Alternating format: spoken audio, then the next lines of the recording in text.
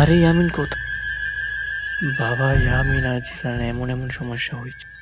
বুঝেছি ইয়ামিনের কি হয়েছে। তুমি এটা নিয়ে যাও, সব ঠিক হয়ে যাবে। জিসান, ইয়ামিন কোথায়? বলতে পারি না নানু, আমিও ওকে বিশ্রাইতেছি। ইয়ামিন কোথায়? আচ্ছা নানু, তোমার চোখ লাল কেন?